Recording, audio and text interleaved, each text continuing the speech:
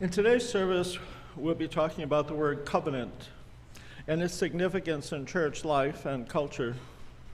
Like so many words, it varies in meaning depending on who's using it.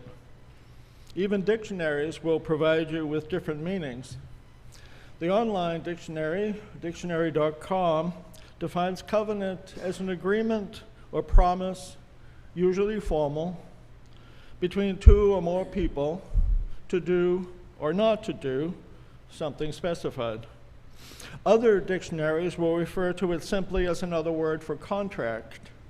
And here I part ways with those dictionaries. We are all familiar with contracts. You might have a contract with your bank to describe the terms of a loan or your obligations for payment and the consequences of default. You might have a contract with your employer, stipulating your responsibilities and your employer's duties to you. You might have a job with the union, whose job, among other things, is to ensure that whatever agreement you have signed will be honored, and which will go to bat for you if the terms have been changed or seem likely to be abridged. Contracts are good and necessary things in this society based on competition for goods, services, and the autonomy of the individual. But at their heart, contracts are based on mistrust, skepticism about the trustworthiness of the other. A contracted agreement assumes that each party is out for his or her greatest personal advantage, and a contract is necessary to ensure that the game is played by rules that are clear and that limit the ability of the other party to press an advantage unfairly. Covenants, I will argue, are made for a different purpose and from a different motivation. When we enter into a covenant relationship with one another, we are, first of all, making a conscious choice that we want to be engaged with the other party. There is no compulsion. We freely enter into agreement that we believe will be mutually beneficial to both parties. Second, and most important, I think, when we enter into a covenant, we do so wholeheartedly. Contract language seeks to limit the responsibility, the liability of each party, assuming from the outset that the relationship is adversarial and each side needs to protect its interests, perhaps at the expense of the other. A covenanted relationship, in contrast, understands that it's important to honor the interests of all parties because they have a mutual interest in the outcome. You and I are united in our desire to see a particular project succeed, the project of the First Unitarian Universalist Society of Middleboro. So we will devote ourselves wholeheartedly to the project. Our goal is mutual because our interests are mutual. We are not trying to limit our responsibilities or our liability. We are devoting our energy to the project with determination, not hesitancy, because we trust that all parties are united in a common interest. Covenants are based on trust rather than mistrust or distrust. Not blind trust, not reckless trust, but thoughtful trust. In a covenanted relationship, we trust that the other party or parties are as determined as we are to see the project succeed. A covenant recognizes human weakness, human imperfection, human foibles as part of the package of what is brought to the project. When we factor our human fallibility into the picture, we say that we will not pounce on mistakes, we will not demand perfection, we will not punish the other for being human. We will trust in the good intention of all parties and will help one another when we fall, rather than seeing a stumble as an opportunity to take advantage. In football, whose professional season starts in earnest this week, a stumble is an occasion to pounce. A fumble offers an opportunity to take advantage. In competition, each side will take whatever advantage it can gain. Some believe that this includes even cheating. It's not cheating if you get away with it. It's the referee's job to call infractions. It's the competitor's job to win. That philosophy may work fine on the field of competition, though even there it is suspect. In joint ventures, where all parties work for the same goal, it's a philosophy that dooms a project to failure.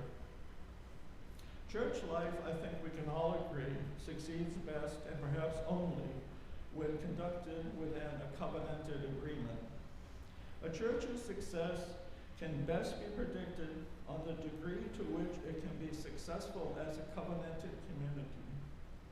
You may think a formal covenant is not necessary, that we all here and all in any church can manage on the assumption that we are a covenanted community. And you may be right some of the time, maybe even most of the time. But when a strong difference of opinion emerges, a conflict in priorities or philosophies or even preferences, it helps us mold our behavior when we have a formal agreement that we have a hand in creating and against which we can measure our inclinations, our preferences, our impulses. Every church, I believe, needs to create a covenant making clear what our expectations of ourselves and one another are. Does this church have such a covenant? Well, yes and no. We have a mission statement, which can be found on our website under the heading Who We Are, which is a subheading of the tab named Explore. Until a recent refreshing and refurbishing of the church parlor, which we'll be talking about a little later, a framed copy hung on one of the walls there. Because it's quite a long statement, too long really to function effectively as a mission statement, it doesn't live in our hearts the way a mission statement should, something that can be crisply summed up in one short sentence, something that can be shared succinctly when someone asks you, what's the Unitarian Universalist Church in Middleboro all about anyway? Because it's such a long statement, and because it's been 20 years or more since it was created, the church, under the direction of the parish committee, will be re-examining that 180-word statement and seeking to create a simpler, more cohesive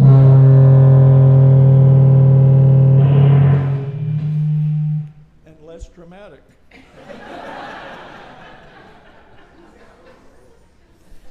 mission statement this year. An exciting project as we move into a new future, I think. I bring up the mission statement in this context because it contains language that is usually reserved for a covenant statement or a bond of covenant. Take a listen to the second sentence of the statement. In our interactions with one another, we seek to build a strong community, great with acceptance, appreciation, caring love, respect, tolerance, trust, and forgiveness, to listen to one another and resolve our conflicts peacefully, to sympathize with and show compassion to one another, to express our creativity together, and to delight in fun and friendship. That's a lot. Not too much for us to aim for, certainly, but too much to fit into our memories from which it can emerge easily from our hearts. A mission statement declares to the world who we are, why we exist, what we hope to accomplish together in the world. A covenant statement declares who we are to one another, how we intend to treat one another. It's more about sensibility than sense, though sense better not be absent. A covenant statement declares that when things get difficult, when we are tempted to get our own way, no matter what, we'll stop. We'll reconsider. We'll remind ourselves of our promise to one another. We'll say, I may not agree with you. I may believe something that seems to be the polar opposite to what you believe. But I'm bound in covenant to listen respectfully, respond respectfully, and honor the fullness of your humanity. In 1648, the New England Puritans wrote the Cambridge Platform of Church Discipline as essentially a covenantal bond. Forrest Church, in his book, The American Creed, paraphrases it this way: we pledge to work together, to walk together in the ways of truth and affection, as best we know them now, or may learn them in days to come, that we and our children may be fulfilled, and that we may speak to the world in words and actions of peace and goodwill. That's as good a covenant as any, and in fact continues to exist in one form or another in churches throughout the United States, even up until today. One of my first acts as a UU ministerial aspirant actually was to attend the ceremony in Worcester in 1998, celebrating the 350th anniversary of the adoption of the Cambridge Platform. I quote now from the UUA publication, Faith Like a River, about another covenant statement, this one from the late 19th century. Around 1880, the Reverend Charles Gordon Ames, minister of the Spring Garden Unitarian Society in Philadelphia, wrote a covenant for his congregation. An adaptation can be found as reading 472 in Singing the Living Tradition, also known as our Great Hymnal. In the freedom of the truth and the Spirit of Jesus, we unite for the worship of God and the service of all. This has come to be known as the Ames Covenant. There are still UU churches that use a form of the Ames Covenant, though not so many today. In my 20-year affiliation with the Jamaica Plain UU Church, we recited the version every week to remind ourselves of our joint purpose, though we amended the final line to read, and the service of humanity. All churches, especially churches with a long history, run into conflicts. Members have strong beliefs that they hold so dear to their hearts that they consider them an actual part of their identity, always a risky thing. And there are times when those beliefs come into conflict with different beliefs, also strongly held, which can lead to dissension and outright conflict. When some of us met this past spring to read together Charles Howe's book on the history of American Universalism, most of us were astounded to find out that the history of the denomination is a history of conflict and attempts, not always successful, to peacefully resolve conflicts, primarily on the nature of God and humanity's duties towards God, topics which seem remote to most of us today, if not as individuals, as Unitarian Universalist church communities. When many of us met for cottage meetings last fall, the topic of conflicts in fairly recent church history came up more than once. Church members and friends told me about a conflict about whether the American flag should be displayed in the sanctuary. Others told me of a strong difference of opinion regarding whether a Black Lives Matter banner should be displayed on the outside of the church.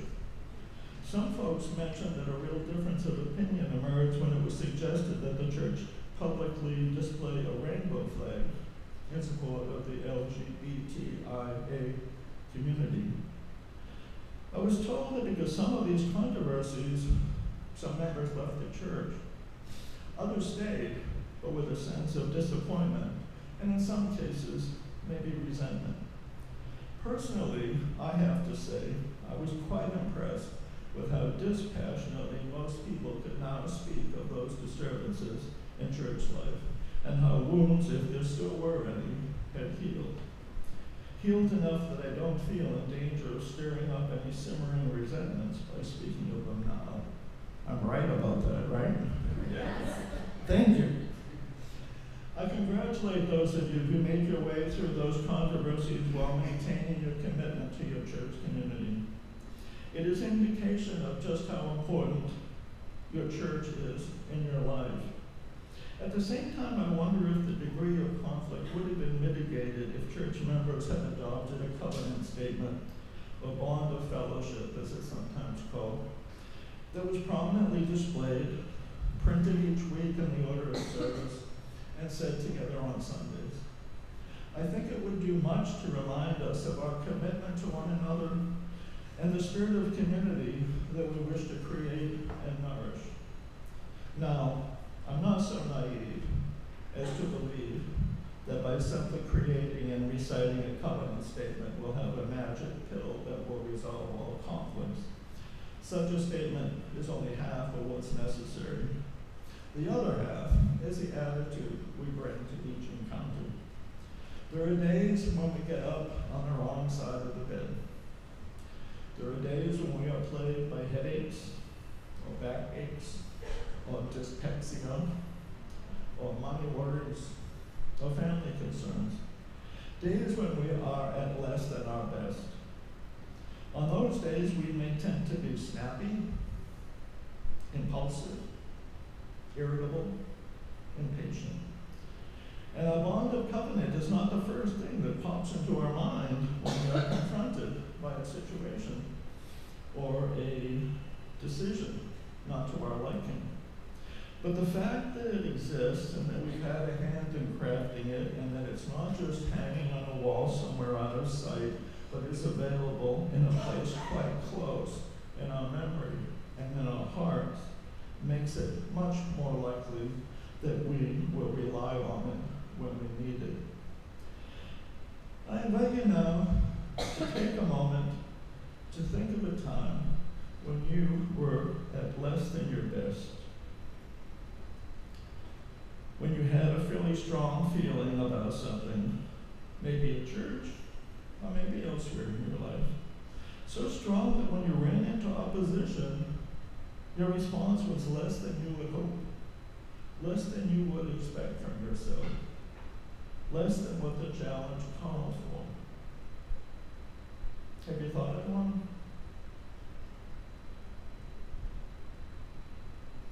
Can you call up the feelings that are connected with that memory? Feelings of shame, maybe, or guilt, or just discomfort. Now recall the same situation to yourself, but say to yourself, I need to treat this person with respect, resolve this conflict peacefully, sympathize, and show compassion. That's language from the mission statement. This second response is shaped by the language of covenant. Now imagine if the other person in the situation also reflects on their behavior in a similar way. No church can create a paradise, but working together we can create and maintain a well-functioning community. A community based not on competition and not mistrust, but a community of the Spirit, a shared spirit, which honors each and every one with the respect we all deserve as we work together for a shared purpose. In the language of our current mission statement, to build a strong community, great with acceptance, appreciation, caring love, respect, tolerance, trust, and forgiveness. We don't yet have a covenant statement, but I have included a unison reading, which you will find on a slip of paper inside today's order of service, or on the floor nearby if it's fallen out. Please take it out, and when you're ready, we'll read it together, just to try it out to get a sense of how it feels on the tongue. The language has been adapted from our current mission statement. So let's say together, to listen to one another with respect and resolve our conflicts peacefully, to sympathize with and show compassion to one another, to cultivate